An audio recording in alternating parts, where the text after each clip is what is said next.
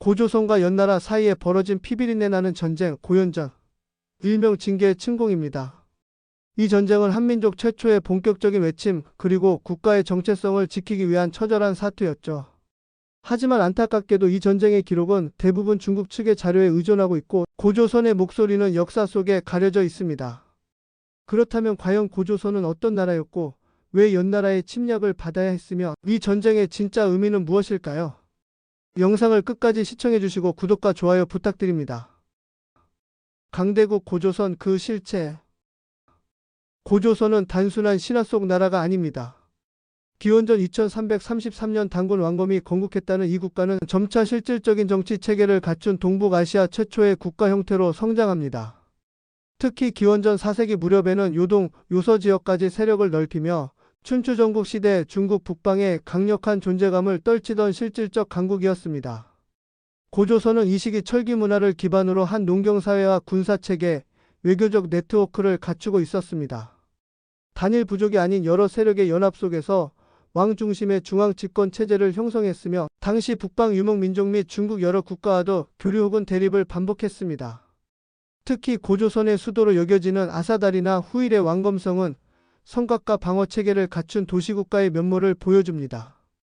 일부 학자들은 고조선이 부족 연맹 단계를 넘어서 국가적인 면모를 갖춘 집단이었다고 평가하며, 전쟁을 수행할 수 있는 군사력과 외교력, 그리고 통치 기반을 갖춘 동북아시아의 자주적 정치 실체였다고 주장합니다. 당시 중국 북부의 여러 제후국들, 특히 연나라는 고조선의 이러한 성장의 위기의식을 느끼기 시작합니다. 고조선이 장악한 요동과 요서 일대는 단순한 국경지대가 아니라 전략적 요충지이자 교역과 자원의 중심지였습니다. 이는 당시 북방 진출을 꾀하던 연나라에게 있어 가장 먼저 넘어서야 할 거대한 장벽이 되었죠. 바로 이 시기에 연나라에서는 고조선을 넘어 북방을 정벌하겠다는 야심을 품은 인물 징계가 등장하게 됩니다. 이때부터 고조선과 연나라의 충돌은 불가피한 운명처럼 다가오기 시작했습니다. 연나라의 야망과 징계의 등장. 춘추 전국 시대 말기 중국 대륙의 북방에 자리 잡은 연나라는 대세에서 점점 밀려나고 있었습니다. 여는 새로운 출구를 모색해야 했죠. 그들의 눈에 들어온 것이 바로 동북방의 고조선이었습니다. 연의 지도자들은 고조선이 지닌 철기 자원과 토지, 그리고 전략 요충지로서의 가치에 주목하기 시작합니다. 특히 연나라는 국가 생존을 위한 북방 개척 정책을 추진하며 이 과업을 수행할 인물로 징계를 등용합니다. 그는 뛰어난 전략가이자 외교가였으며 고조선을 단순히 야만 부족이 아닌 정복을 통해 연의 부흥을 꾀할 대상이라 여겼습니다. 징계는 단숨에 공격에 나서지 않았습니다. 먼저 그는 고조선 내부의 여러 부족들과의 이간책을 쓰고 외교적 갈등을 조장하는 전략을 펼쳤습니다. 또한 전초기지 설치와 정보 수집을 통해 고조선의 지형과 방비 상태를 정밀히 파악합니다. 이는 고조선과의 전면 충돌을 준비하기 위한 기초 작업이었죠. 결국 징계는 연나라 조정의 전폭적인 지원을 받아 강대한 제와 조, 진나라 사이에서 살아남기 위해 대규모 군사작전을 기획합니다. 그가 내세운 명분은 변방 안정화였지만 실상은 고조선의 요동지역을 정복하여 연의 지배하에 두려는 침략 전쟁이었습니다. 이로써 고조선과 연나라의 관계는 외교적 긴장을 넘어서 전면적인 군사 충돌로 치달을 수밖에 없는 상황에 이르게 됩니다. 그리고 마침내 연나라 10만 대군이 징계의 지휘 아래 고조선을 향해 진격하게 됩니다. 10만 대군의 침공, 고조선의 반격. 기원전 4세기 후반 마침내 연나라가 움직였습니다. 징계 장군이 지휘하는 10만 대군이 요동 지역을 향해 진격하며 고조선과의 전면전이 시작된 것입니다. 이 군사작전은 단순한 국지전이 아닌 연나라의 국가적 사활을 건 침략 전쟁이었습니다. 고조선은 그 중심부에 가장 가까운 요동을 잃을 경우 국가 전체의 균형이 무너질 수 있는 상황이었기에 대응은 신속하고 격렬했습니다. 초기 전투는 연나라 측이 유리했습니다.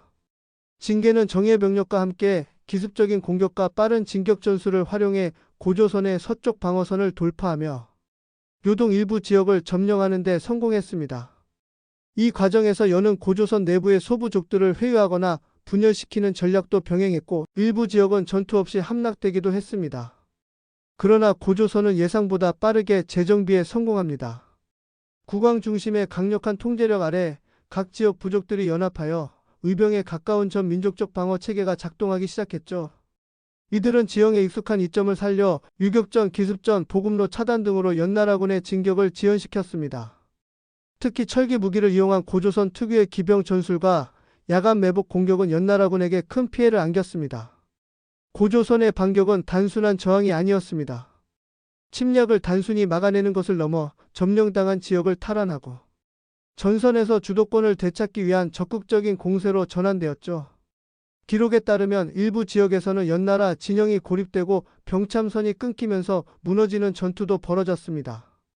징계는 예비 병력을 투입하며 상황을 수습하려 했지만 고조선군은 예상 외로 끈질기고 조직적이었습니다. 이처럼 전쟁은 장기화 조짐을 보이기 시작합니다. 연나라의 병력은 요동 깊숙이 들어와 있었지만 보급의 어려움과 병력 소모 그리고 고조선의 격렬한 반격 속에서 전세는 점차 불투명해져 갔습니다. 징계 입장에서는 당초에 빠른 승리를 기대했지만 이제는 긴 소모전과 불확실한 국면을 감당해야 하는 상황에 직면한 것입니다. 이제 연나라는 한계를 드러내기 시작하고 고조선은 더욱 치열하게 생존을 위한 전략을 모색합니다. 이 긴박한 전황 속에서 두 국가의 국력과 전략, 외교력의 차이가 서서히 드러나기 시작하는데요. 연나라의 한계와 고조선의 생존. 징계의 대군이 고조선을 침공한 뒤 양국 간의 전쟁은 예상보다 훨씬 길고 치열한 소모전으로 흘러갔습니다. 초기에는 연나라의 정예병력이 기세를 올리며 요동 일대를 잠시 점령했지만 고조선의 끈질긴 반격과 유격전에 점차 밀려나는 양상을 보이기 시작합니다. 이는 단순한 지형적 우위 때문만은 아니었습니다. 전쟁이 장기화되자 연나라 내부의 구조적 약점과 한계가 드러났기 때문입니다. 연나라는 전국시대 후반의 열강 사이에서 힘겹게 생존하고 있던 국가였습니다. 국력이 결코 탄탄하지 않았고 제조, 진나라와의 세력 다툼 속에서 수세적 입장을 벗어나지 못하고 있었습니다. 이런 상황에서 10만 대군을 동북방으로 파견한다는 것은 엄청난 무리수였으며 실질적인 병참 유지 능력에도 한계가 있었습니다. 특히 연나라 중심부와 요동 간의 거리와 험준한 지형, 복잡한 보급로는 장기전에 치명적인 요소가 되었죠.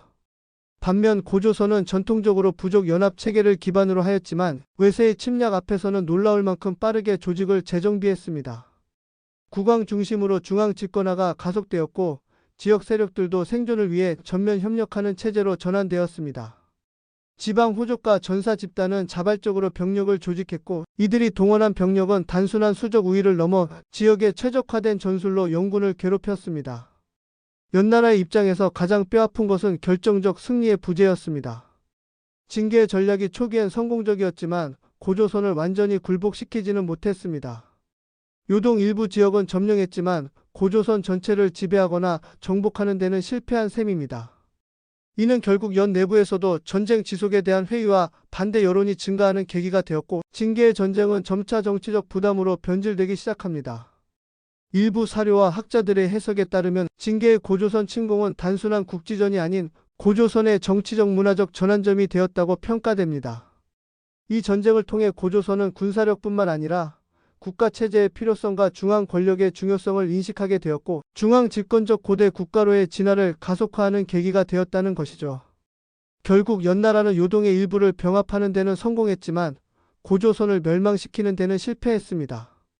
오히려 고조선은 이후 더욱 강한 생명력과 조직력으로 재편되어 연이 몰락한 이후에도 독립적 세력으로 살아남습니다. 징계의 침공은 고조선 역사에서 일시적 패배였지만 장기적으로는 강화를 위한 실현이 되었던 것입니다. 연나라와 고조선의 이 전쟁은 동아시아 고대사의 흐름에서 중요한 전환점이었습니다. 이제 고조선은 단순한 부족 연합체가 아니라 외세의 침략을 막아내고 정치체제를 정비해가는 고대국가의 면모를 갖추게 된 것이죠. 전쟁 이후의 고조선. 연나라와의 전쟁이 마무리된 후 고조선은 상처를 입었지만 무너지지 않았습니다. 오히려 그 시련은 국가 전체에 큰 변화를 가져왔습니다. 전쟁 이전까지 고조선은 여러 지역 세력과 부족이 느슨하게 연결된 연합체의 성격이 강했지만 연나라의 대규모 침공은 고조선 내부에 강력한 위기의식을 불러일으켰고 이를 극복하기 위한 내부 개편이 본격화됩니다. 이 시기 고조선은 전쟁 경험을 바탕으로 국가 체계를 정비하고 군사 조직을 재구성하며 국경 방어 체제를 강화하기 시작합니다. 역사학자들은 이를 초기 중앙 집권 체제의 출현으로 해석합니다. 전쟁 중 각 지역에서 자발적으로 편성되었던 병력 조직이 점차 국왕 직속의 군대로 통합되었고 전쟁 지휘를 통해 중심부 권력의 위상이 강화되었죠. 즉 왕이라는 존재는 단순한 부족 연합의 조종자가 아닌 국가 전체를 통치하고 명령하는 실질적 최고 권력자로 자리매김하게 된 것입니다. 또한 전쟁은 고조선이 외부 세계와 본격적으로 부딪힌 첫 대규모 사건이었습니다. 그로 인해 고조선은 중국 세계의 질서와 군사력, 외교술, 문화 등을 간접적으로나마 경험하게 되었고 자국의 체제와 문화를 재정립하는 계기가 되었습니다. 일부 학자들은 이 시기를 고조선이 고대국가로 진화한 전환기로 규정하며 이후 등장하는 위만조선으로의 연결고리라고 분석합니다. 한편 연나라가 요동 일대를 점령하고 나서도 그 통치는 결코 안정적이지 않았습니다. 여는 내부적으로 끊임없는 정쟁과 외부 열강의 압박에 시달렸고 결국 기원전 3세기 말 진나라에 의해 병합되고 말았습니다. 연나라의 멸망은 곧 요동 지역의 정치적 공백을 의미했고 이 틈을 타 고조선은 요동 일대의 지배권을 일부 회복하거나 영향력을 재확장할 수 있었습니다. 그리고 이 변화의 연장선에서 등장한 인물이 바로 위만입니다. 위만은 원래 연나라계 유민 출신으로 진나라 멸망 이후의 혼란 속에 고조선으로 망명해 들어옵니다. 당시 고조선 왕은 그를 변방 수비 대장으로 임명하지만 위만은 점차 세력을 키우며 내부 쿠데타를 일으켜 정권을 장악하게 됩니다. 이것이 바로 위만조선의 시작입니다. 즉 연나라와의 전쟁에서 살아남은 고조선은 한 차례 국가체제를 정비했고 그 기반 위에 위만이라는 인물이 들어와 새로운 왕조를 열 수 있었던 것입니다. 위만조선은 고조선의 후신으로 더욱 강력한 중앙집권 체제를 수립하고 본격적으로 한나라와 대치하게 되는 동아시아 고대사의 새로운 축이 됩니다. 이처럼 연나라와의 전쟁은 단순한 과거의 사건이 아니라 고조선의 역사적 전환점이자 위만조선으로 이어지는 역사적 교두보였다고 할 수 있습니다. 고연전의 다양한 해석. 고조선과 연나라의 전쟁은 동아시아 고대사에서 매우 중요한 사건입니다. 이 전쟁은 기원전 4세기 후반에서 3세기 초반 사이에 걸쳐 일어난 것으로 추정되며 특히 연나라의 장수 징계가 이끄는 대대적인 침공이 전환점이 됩니다.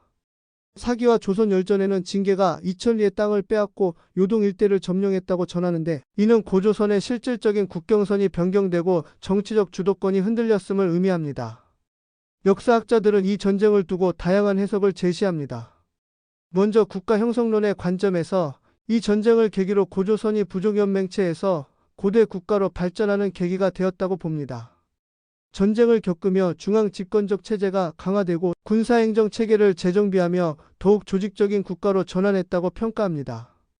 또한 이 전쟁은 문화적 충돌과 교류의 계기이기도 했습니다.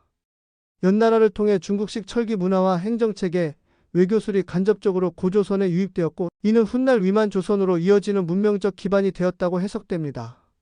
반면 일부 학자들은 연나라의 침공이 일방적인 정복이라기보다는 유이민 세력 간의 충돌일 가능성도 제기합니다. 고조선과 연 사이에는 단절된 국경이 아닌 상호교류와 갈등이 반복되는 경계지대가 형성되어 있었고 징계 역시 이 지역의 갈등을 이용해 정치적 공을 세운 인물로 본다는 것이죠. 고조선과 연나라의 전쟁은 고조선 내부의 구조를 바꾸고 동아시아 국제질서 속에서 고조선이 자리를 잡기 시작한 역사적 전환점으로 평가될 수 있습니다. 또한 이 전쟁은 훗날 위만의 등장 그리고 한나라와의 대립까지 이어지는 연속적 역사 흐름의 시작점이기도 합니다. 영상을 끝까지 시청해 주셔서 감사합니다. 구독과 좋아요는 영상 제작에 큰 힘이 됩니다.